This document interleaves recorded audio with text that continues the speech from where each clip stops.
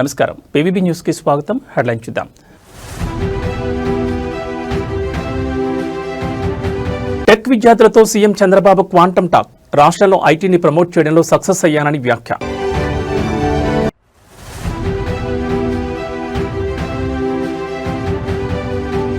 Phone tapping కేసులో కీలక మలుపు. కేసీఆర్తో పాటు హరీష్ రావుకు నోటీసులు ఇవ్వనున్న సిట్.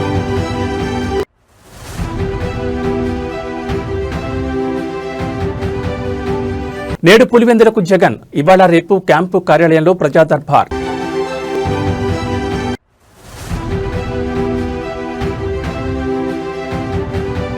మరోసారి బాంబు బెదిరింపు కలకలం. శంషాబాద్ ఎయిర్పోర్ట్లో హై అలర్ట్. ఇక డీటెయిల్స్ చూస్తే విద్యార్థుల్లో నైపుణ్యాభివృద్ధికి ఏపీ ప్రభుత్వం శ్రీకారం చుట్టింది. క్యూబిట్ వైసర్ సంస్థలతో కలిసి క్వాంటమ్ ప్రోగ్రాం నిర్వహిస్తోంది. ఈ కార్యక్రమానికి ఇప్పటికే 50,000 మంది విద్యార్థులు రిజిస్టర్ చేసుకున్నారు. రిజిస్ట్రేషన్లలో 51% పైగా మహిళా టెక్ విద్యార్థులు ఉండడం గమనార్హం.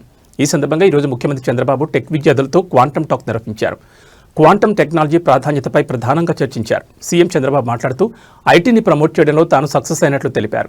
1998లో మైక్రోసాఫ్ట్ను హైదరాబాద్కు రప్పించాం. ఇప్పుడు విశాఖకు గూగుల్ సంస్థను తీసుకొచ్చినట్లు వెల్లడించారు. గూగుల్ $15 బిలియన్ పెట్టుబడులను వైజాగ్లో పెట్టనుందన్నారు. ఇక ఏపీ నుంచి ఎవరైనా నోబెల్ ప్రైజ్ సాధిస్తే 100 కోట్లు ఇస్తామని గతంలో ప్రకటించాం. క్వాంటమ్ టెక్నాలజీ ద్వారా దీన్ని ఎవరైనా అందిపుచ్చుకుంటే వారికి 100 కోట్లు ఇస్తామన్నారు. వ్యక్తిగత ఔషధాలు, ప్రివెంటివ్, క్యూరేటివ్ హెల్త్ను క్వాంటమ్ అప్లికేషన్ ద్వారా అందించే అవకాశం ఉంటుంది. సామర్థ్యాలు, వేగం, ఖచ్చితత్వం లాంటివి క్వాంటమ్ టెక్నాలజీ ద్వారా సాధించే అవకాశం ఉంటుందని చంద్రబాబు అన్నారు. ఈరోజు ఆంధ్రప్రదేశ్లో ఉండే యువతంతా కూడా లైన్లో ఉన్నారు, స్టూడెంట్స్ అంతా ఉన్నారు. Wonderful experience. అందరికీ స్వాగతం, సుస్వాగతం, welcome for all of you. Now I wanted to give my vision. 25 years back or 30 years back, I have given my vision for IT. Today I am given for my vision for quantum computing and deep technologies.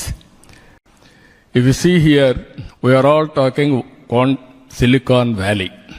Anybody will have any new ideas, will go to Silicon Valley. That is a matured mechanism for mentoring venture capital and launching the company. That is how everybody is going to Silicon Valley for launching and also their future. Now I am talking Quantum Valley. This is where Silicon Valley to Quantum Valley. Now anybody wanted to launch any knowledge companies or any technologies, they have to come to Amaravati.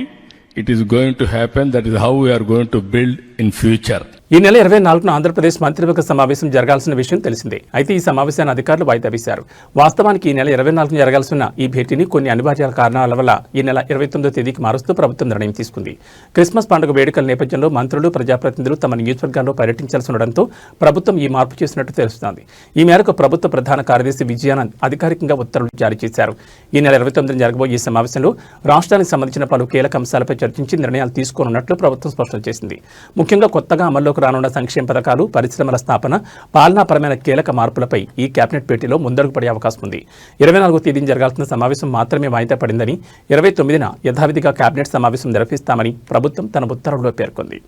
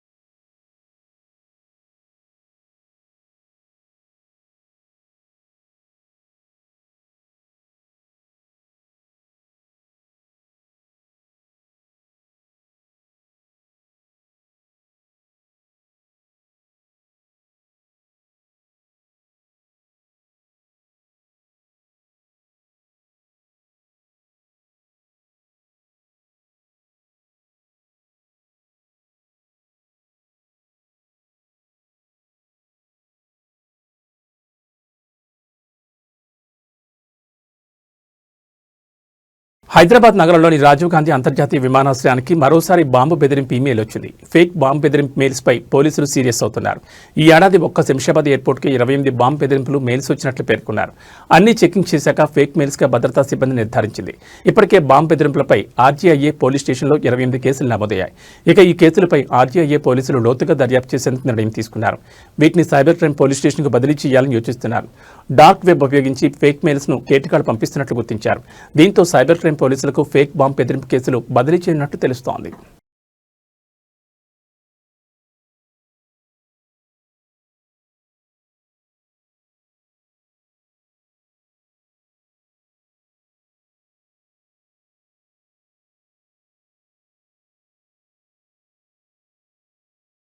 Phone tapping కేసులో కీలక పరిణామం చోటు చేసుకుంది. ఈ వ్యవహారంలో మాజీ ముఖ్యమంత్రి కేసీఆర్కు నోటీసులు జారీ చేయాలని ప్రత్యేక దర్యాప్తు బృందం నిర్ణయం తీసుకున్నట్లు సమాచారం. కేసీఆర్తో పాటు మాజీ మంత్రి హరీష్ రావు కూడా నోటీసులు ఇవ్వడానికి అధికారులు సిద్ధమవుతున్నట్టు తెలుస్తోంది. ఫోన్ ట్యాపింగ్ ఎవరి కోసం జరిగింది, ఎవరి ఆదేశాల మేరకు జరిగింది అనే అంశాలపై సిట్ ప్రధానంగా దృష్టి పెట్టింది. ఈ అంశాలపై స్పష్టతకు వచ్చిన సిట్ తదుపరి చర్యలకు ముందడుగు వేస్తోంది. ఇక ఈ కేసులో కీలక నిందితుడిగా ఉన్న ప్రభాకర్ రావు తన వాంగ్మూలాల్లో పదే మాజీ డీజీపీ మహేందర్ రెడ్డి, అనిల్ కుమార్ పేర్లు ప్రస్తావించడంతో ఇప్పటికే మాజీ డీజీపీ మహేందర్ రెడ్డి స్టేట్మెంట్ను రికార్డ్ చేసింది. అయితే అసెంబ్లీ సమావేశాలు ముగిసిన అనంతరం ఫోన్ ట్యాపింగ్ కేసులో మరింత కీలక పరిణామాలు చోటు చేసుకునే అవకాశం ఉంది. ఈ నేపథ్యంలో రాజకీయ నాయకులకు నోటీసులు జారీ చేసేందుకు సిట్ పూర్తి స్థాయిలో రెడీ అవుతున్నట్టు తెలుస్తోంది.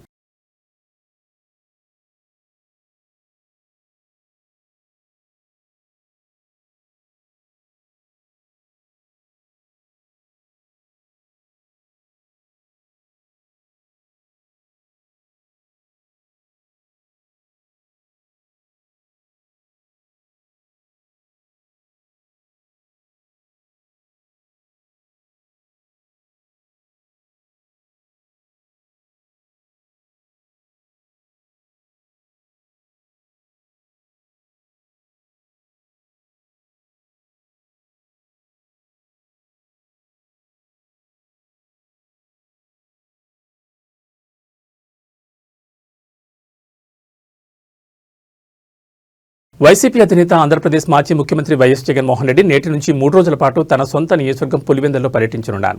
ఈ రోజు సాయంత్రం బెంగళూరు నుండి హెలికాప్టర్ ద్వారా బయలుదేరి పులివెందులు చేరుకుంటారు. అనంతరం అక్కడ వైసీపీ క్యాంపు కార్యాలయంలో ప్రజాదర్బార్ నిర్వహిస్తారు. రాత్రికి అక్కడ నివాసంలో బస చేస్తారు. రేపు ఉదయం 10:30 గంటలకు పులివెందుల నుంచి ఇడుపులపైకి చేరుకుని ప్రార్థనా మందిరంలో జరిగే క్రిస్మస్ ప్రత్యేక ప్రార్థనలో పాల్గొంటారు. ఆ తర్వాత మధ్యాహ్నం 1 గంటకు ఇడుపులపై నుంచి బయలుదేరి పులివెందులకు చేరుకుని భాకరాపురం క్యాంపు కార్యాలయంలో జగన్ ప్రజాదర్బార్ నిర్వహిస్తారు. స్థానికుల నుంచి సమస్యలు తీసుకుని వినతులు స్వీకరిస్తారు. రాత్రికి అక్కడ నివాసంలో బస చేస్తారు. గురువారం ఉదయం 8:30 గంటలకు క్రిస్మస్ సందర్భంగా సిఎస్ఐ చర్చలు జరిగే వేడుకల్లో పాల్గొనున్నారు.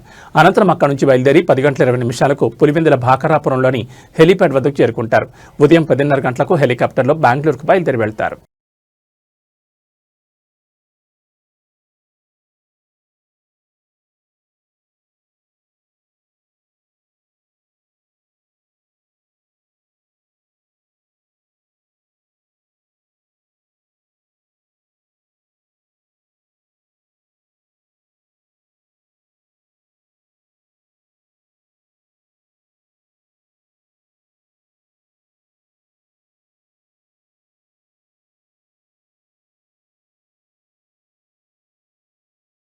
జయశంకర్ భూపాలపల్లి జిల్లా మహదేవ్పూర్ మండలంలోని అడవి సోమనపల్లి వద్ద పేల్చివేయబడ్డ చెక్ డ్యాంను water man of India Magsaysay award రహిత రాజేంద్ర సింగ్ పరిశీలించారు.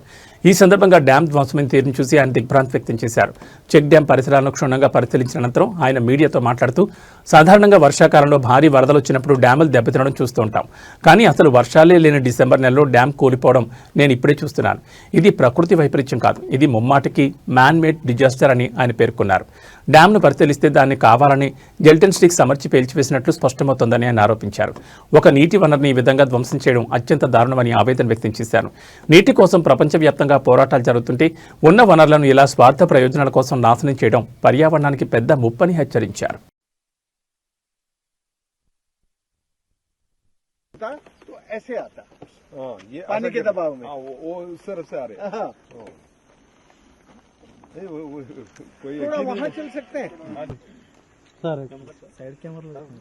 अभी मैं अशोक लालच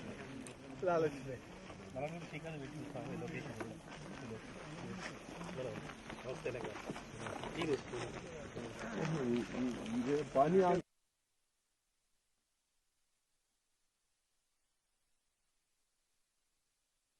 में कभी बैराज या डैम नहीं टूटता।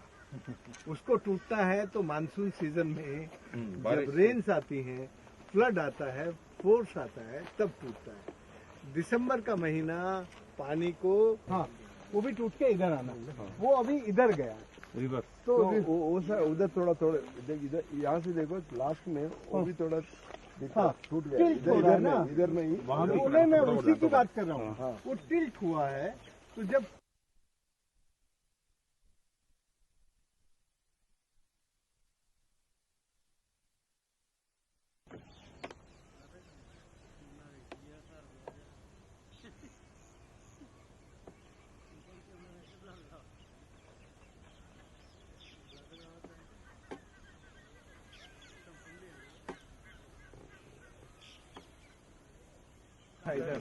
ये उसका एप्रिल है और वो उसका बेस है उस साइड में। तो जब यदि वो नेचुरल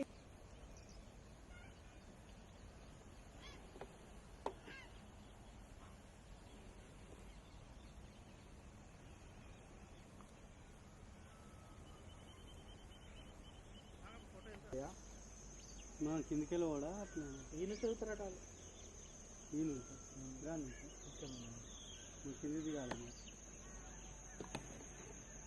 మనకి సైడ్ నుంచి కొట్టచ్చు కానీ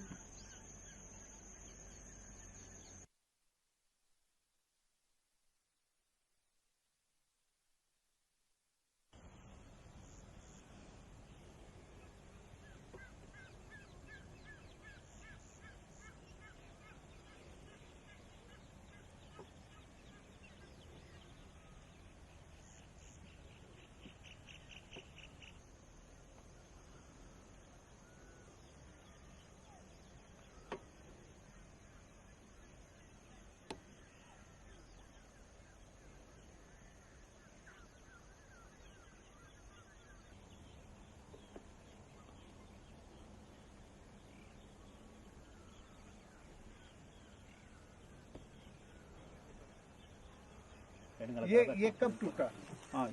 ये पहले टूटने का एक 1.5 घंटे के आसपास में निकला करके जॉलेटिन भर के उसको तोड़ देते हैं फोर्सफुली। हाँ, उसको कहते हैं मैन मेड डिजास्टर। उधर तरफ ऐसा है ये वाला हाँ उधर तरफ है हाँ, उधर गया ना ऐसे। हाँ ऐसा पूरा देखो कितने गिरा है उधर तरफ ये फ्लो तो इधर आ रहे हैं ना उधर तरफ हाँ इधर राउगर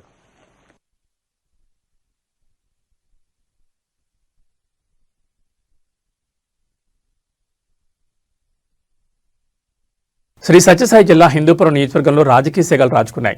టీడీపీ ఎమ్మెల్యే నందమూరి బాలకృష్ణ ప్రాతినిధ్యం వహిస్తున్న లేపాక్షి మండలంలోని మామిడి మాకులపల్లి గ్రామంలో మాజీ ముఖ్యమంత్రి వైఎస్ జగన్మోహన్ రెడ్డి ఫ్లెక్సీల దహనం తీవ్ర కలకలం రేపింది. వైఎస్ జగన్మోహన్ రెడ్డి పుట్టినరోజు వేడుకల సందర్భంగా వైఎస్ఆర్ కాంగ్రెస్ పార్టీ నాయకులు గ్రామంలో భారీ ఫ్లెక్సీలను ఏర్పాటు చేశారు. అయితే సోమవారం అర్ధరాత్రి ఎవరూ లేని సమయం చూసి స్థానిక టీడీపీ నాయకురాలు నారాయణమ్మ ఆ ఫ్లెక్సీలకు నిప్పిపెట్టారు. అర్ధరాత్రి సమయంలో రహస్యంగా వచ్చిన నారాయణమ్మ ఫ్లెక్సీలను తగలబెడుతున్న దృశ్యాలు బయటకు రావడంతో విషయం వెలుగులోకి వచ్చింది. ఈ ఘటనతో గ్రామంలో ఒక్కసారిగా ఉద్రిక్త వాతావరణం నెలకొంది. రాజకీయ ప్రత్యర్థుల ఫ్లెక్సీలను తగలబెట్టడంపై వైసీపీ శ్రేణులు తీవ్ర ఆగ్రహం వ్యక్తం చేస్తున్నాయి.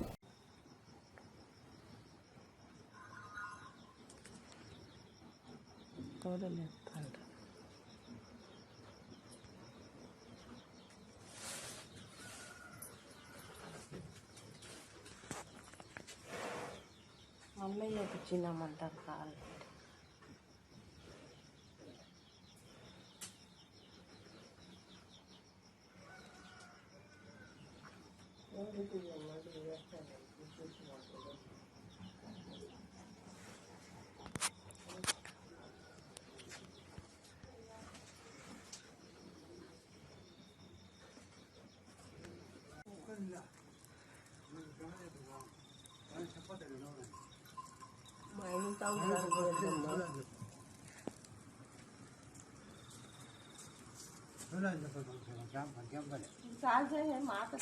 నీకేం తెలుస్తుంది తిట్టుకుంటారు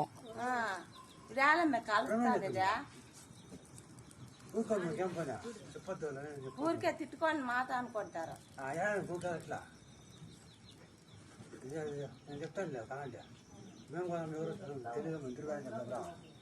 ఊరికే సాపించుకుంటారు తిట్టుకొని వెళ్ళి అంటే మనం ఎదురుగా ఉండేవాళ్ళు ఎట్లుంటాము? ఊరికే రామాన్ని సర్పంచ్ విజయోత్సవ ర్యాలీలో తీవ్ర విషాదం చోటు చేసుకున్న ఘటన వికారాబాద్ జిల్లాలో సోమవారం అర్ధరాత్రి చోటు చేసుకుంది. వివరాల్లోకి వెళ్తే పోడూరు మండల పరిధిలోని రాకంచెర్ల గ్రామ పంచాయతీ ఎన్నికల్లో సర్పంచ్గా కమలీబాయి విజయం సాధించింది. దీంతో ఆమె అనుచరులు మద్దతుదారులు సోమవారం రాత్రి పోలీసుల నుంచి ఎలాంటి అనుమతి లేకుండా భారీ డీజే సౌండ్తో విజయోత్సవ ర్యాలీ నిర్వహించారు. ఈ క్రమంలోనే సర్పంచ్ కారు 7 ఏళ్ల చిన్నారి కుర్వా సౌజన్యపైకి ఎక్కేసింది. ఈ దుర్ఘటనలో సౌజన్యకు తీవ్ర గాయాలు కాగా ఆ కొండబార సమీపంలోని ప్రభుత్వ ఆసుపత్రికి తరలిస్తుండగా మార్గమధ్యంలోనే ప్రాణాలు కోల్పోయింది. దీంతో ఆసుపత్రి ఎదుట బాధిత కుటుంబ సభ్యుల ఆందోళన దిగ్గా ఘటనా స్థలానికి చేరుకున్న పోలీసులు పరిస్థితిని సద్దుమణిగేలా చేశారు. ఈ మేరకు కేసు నమోదు చేసుకుని దర్యాప్తు చేపడుతున్నారు.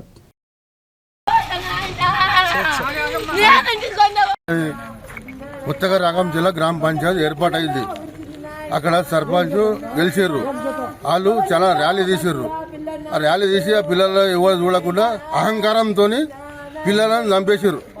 వేగంగా పిల్లలను బండ్లు ఇచ్చి లైసెన్స్ లేని పిల్లలకు లేని పిల్లలకు బండ్లు ఇచ్చి ఇచ్చేసారు. అహంకారంతో ఇచ్చేసారు. దానివల్ల ఒక పాప చచ్చిపోయింది. మొన్ననే వాళ్ళ దిక్కెళ్ళి ఒకడు వాళ్ళ కాకనే సొంత కాకనే మంది ఆపి చంపేసారు. అని 5 సంవత్సరాల 5-6 సంవత్సరాల పిల్ల. ఆ పిల్ల ఇక్కడ వస్తున్నది, రోడ్ క్రాస్ అవుతున్నది, ఆ పిల్లల్ని యాక్సిడెంట్ అయింది. మేము చెప్పుడు వద్దు, ర్యాలీ వద్దు, అంతా వద్దు, జర మెల్లగా చేయండి అంటే వాళ్ళు అహంకారం. అది ముందరు పోయింది, మైసమ్మ దాటి పోయింది. అడుగు నా బిడ్డ ఇంటికి ఊరికొచ్చింది సారు. ఊరికొస్తాడు ఎవడే మా కారు ఉన్నాడు ఉంటే స్పీడ్గా పోయిండాడు. మెల్లగా పోయింటే టైర్ కింద వాడు ఏం కాకుండా తగ్గుతుండే, నా బిడ్డ బతుకుతుండే. సర్పంచ్దే అంట తాత. పిల్లని 2 టైర్లు గద్దేసుకపోయినట్టు వేసుకపోయా తాత.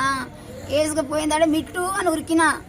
ఊరికి టల్లకల్లా ఆనిట్లే పడ్డది. పడిందా చెయ్యి ఇట్లా పెట్టినా, రక్తం ఆగలేదు అంతా. నేను ఈయన ఎక్కడ పోయినా అని అడుగుతున్నా.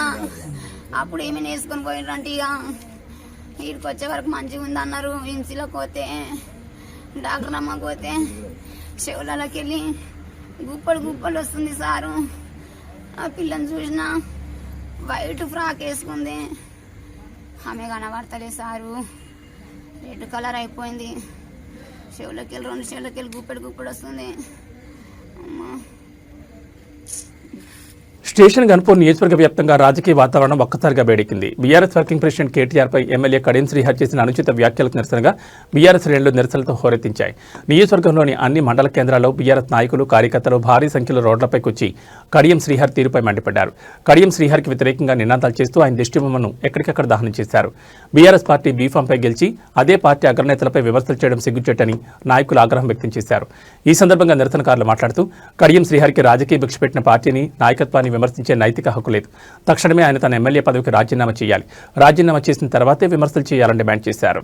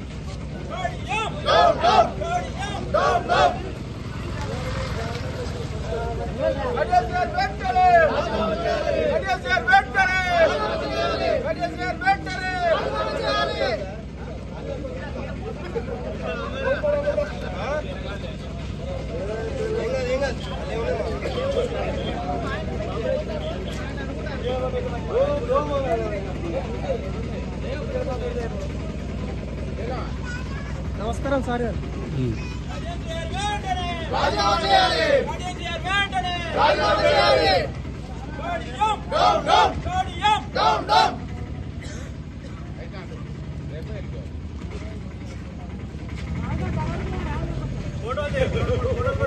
నిత్యం రద్దీగా ఉండే హైదరాబాద్ విజయవాడ జాతీయ రహదారిపై హయత్ నగర్ వాసులు మెరుపు ఆందోళన దిగారు. ఇటీవల రోడ్డు విస్తరణలో భాగంగా అడ్డగోలుగా పనులు చేపడుతున్నారని, ఫలితంగా చాలా మంది రోడ్డు దాటుతూ ప్రాణాలు కోల్పోతున్నారని తీవ్ర ఆగ్రహం వ్యక్తం చేశారు. ఈ విషయంలో వెంటనే ప్రభుత్వం స్పందించి హైదరాబాద్ విజయవాడ హైవేపై హయత్ నగర్ పరిధిలో పలు చోట్ల ఫుట్ ఓవర్ బ్రిడ్జ్లను యుద్ధ ప్రాతిపదికన వెంటనే నిర్మించాలని డిమాండ్ చేశారు. అయితే ఆందోళనలో స్థానిక కార్పొరేటర్లతో పాటు జాతీయ రహదారికి ఇరువైపులా ఉన్న కాలనీ వాసులు పెద్ద ఎత్తున పాల్గొన్నారు.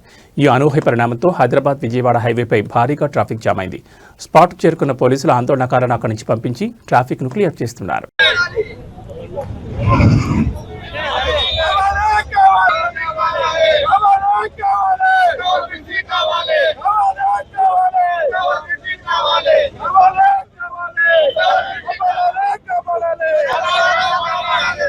ప్రముఖ ఆధ్యాత్మిక పుణ్యక్షేత్రంలో యాదగిరిగుట్టలో ఉద్రిక్త వాతావరణం నెలకొంది. నూతనంగా ఎన్నికైన సర్పంచులకు ఆత్మీయ సన్మాన సభ నిర్వహించేందుకు ఇవాళ కాంగ్రెస్ నేతలు అక్కడ అన్ని ఏర్పాట్లు చేశారు. ఈ కార్యక్రమానికి మంత్రులు కోమటిరెడ్డి వెంకటరెడ్డి, పొన్నం ప్రభాకర్, అడ్లూరు లక్ష్మణ్ హాజరు కానున్నారు. అయితే సన్మాన సభ సందర్భంగా ఆలయ వైకుంఠ ద్వారం వద్ద కాంగ్రెస్ నాయకులు ఫ్లెక్సీలు, బ్యానర్లు ఏర్పాటు చేశారు. ఇక్కడే అసలు పంచాయతీ మొదలైంది. ఆలయ ఆవరణలో రాజకీయ ఫ్లెక్సీలు పెట్టడానికి నిషేధం ఉన్నప్పటికీ ఇలా అడ్డగోలుగా ఫ్లెక్సీలు పెట్టడం ఏంటని బీఆర్ఎస్ నేతలు తీవ్ర అభ్యంతరం వ్యక్తం చేశారు. అనంతరం ఆగ్రహంతో రగిలిపోయిన బీఆర్ఎస్ ముఖ్య నేతలు, కార్యకర్తలు కలిసి కాంగ్రెస్ ఫ్లెక్సీలను చించేశారు. ఈ ఘటనతో ఇరుపక్షాల నేతలు, కార్యకర్తలు బాహాబాకి దిగారు. పరిస్థితి ఉద్రిక్తంగా మారడంతో అప్రమత్తమైన పోలీసులు బీఆర్ఎస్ నాయకులను అదుపులోకి తీసుకుని సమీప పోలీస్ స్టేషన్కు తరలించారు. ఆలయ పవిత్రతను కాపాడాల్సిన అవసరాన్ని గుర్తు చేస్తూ రాజకీయ కార్యక్రమాలను ఆలయ ప్రాంగణంలో నిర్వహించడం పట్ల బీఆర్ఎస్ నేతలు, ఆలయానికి వచ్చిన భక్తులు తీవ్ర ఆగ్రహం వ్యక్తం చేస్తున్నారు. ఈ ఘటనపై ఇరు పార్టీల నేతల నుంచి ప్రకటన వెలువడలేదు. ప్రస్తుతం స్పాట్లో పోలీసులు పరిస్థితిని నియంత్రణలోకి తీసుకొచ్చారు.